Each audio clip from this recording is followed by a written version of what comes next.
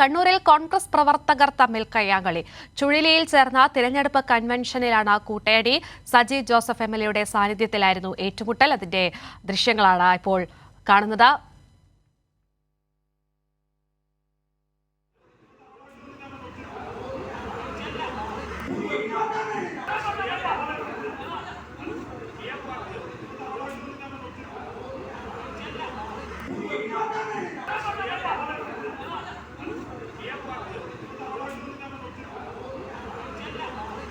സന്തോഷുണ്ട് കൂടുതൽ വിശദാംശങ്ങളുമായി. സന്തോഷ്, തെരഞ്ഞെടുപ്പ് പ്രചാരണ വേളയിൽ പോലും കോൺഗ്രസിലെ നേതാക്കളും പ്രവർത്തകരൊന്നും തമ്മിലൊരു ഐക്യമില്ല എന്നാണ് മനസ്സിലാക്കേണ്ടത്. എന്താണ് ഇവിടെ സംഭവിച്ചത്?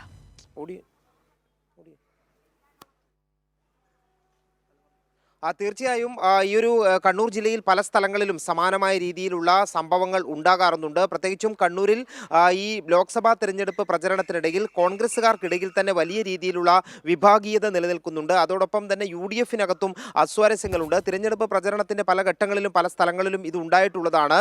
വലിയ വാക്കേറ്റങ്ങൾ ഉണ്ടാകാറുണ്ട് കൺവെൻഷനുകളിൽ. എന്നാൽ ഇത് പരസ്യമായിട്ടുള്ള ഒരു കയ്യാങ്കളിയിലേക്ക് തന്നെ നീങ്ങിയിരിക്കുകയാണ്. ഈ ഇരിക്കൂർ MLA സജീവ് ജോസഫ് പങ്കെടുത്ത യോഗത്തിൽ വെച്ചാണ് കോൺഗ്രസിൻ്റെ പ്രവർത്തകർ ചേരിതിരിഞ്ഞ് ഏറ്റുമുട്ടിയത്. ഈ സംഘർഷം തുടർന്നതോടുകൂടി ഈ കൺവെൻഷൻ അവസാനിപ്പിച്ച് സജീവ് ജോസഫ് MLA അവിടെ നിന്നും മടങ്ങുകയായിരുന്നു.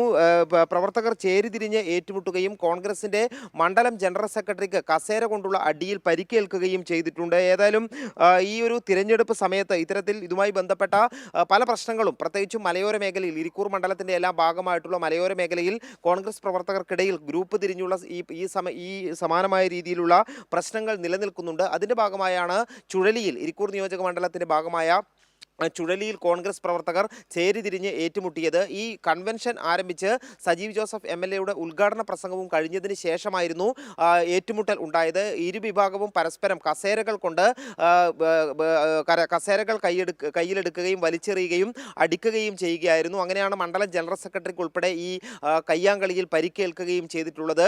സജീവ് ജോസഫ് MLA ഈ കൺവെൻഷനിൽ നിന്നും സംഘർഷം ഉണ്ടായതോടുകൂടി മടങ്ങുകയും ചെയ്തു. ഇതിന് തൊട്ടടുത്തുള്ള മറ്റൊരു സ്ഥലത്താണ് കഴിഞ്ഞ ദിവസം സുധാകരൻ, അതായത് ഒരു 10 കിലോമീറ്റർ വ്യത്യാസമുള്ള സ്ഥലമാണ് കൊയ്യം എന്ന് പറയുന്ന സ്ഥലം, ഇരിക്കൂർ മണ്ഡലത്തിൻ്റെ ഭാഗമായ ആ സ്ഥലം. അവിടെയാണ് സുധാകരൻ തിരഞ്ഞെടുപ്പ് പ്രചരണത്തിൻ്റെ ഭാഗമായി എത്തിയപ്പോൾ നാട്ടുകാർ വാഹനം തടയുന്ന, കോൺഗ്രസ് പ്രവർത്തകർ വാഹനം തടയുന്ന ഒരു സാഹചര്യം ഉണ്ടായത്. ഏതായാലും വലിയൊരു ഈ കോൺഗ്രസിൻ്റെ പ്രചരണ രംഗത്ത് ഇത്തരത്തിലുള്ള ഗ്രൂപ്പ് പ്രശ്നങ്ങളും തമ്മിലടിയും എല്ലാം തന്നെ UDF-ന്റെ പ്രചരണത്തെ വളരെ പ്രതികൂലമായി ബാധിച്ചിട്ടുണ്ട്. സന്തോഷ് തന്നെ പറയുന്നുണ്ട്, ഇതിപ്പോൾ പലയിടങ്ങളിലായി പലതവണ ഇത്തരം ഗ്രൂപ്പ് തിരിഞ്ഞുള്ള ഏറ്റുമുട്ടൽ ഉണ്ടാകുന്നുണ്ട്, കയ്യാങ്കളിയിലേക്ക് വരെ കാര്യങ്ങൾ കടക്കുന്നുണ്ട് എന്നത് KPCC അധ്യക്ഷൻ മത്സരിക്കുന്ന ഒരു മണ്ഡലമാണ്. എന്നിട്ട് പോലും നേതൃത്വത്തിന്റെ ഭാഗത്തു നിന്നും ഒരു ഇടപെടലും ഉണ്ടാകുന്നില്ല എന്നാണ് മനസ്സിലാക്കേണ്ടത്.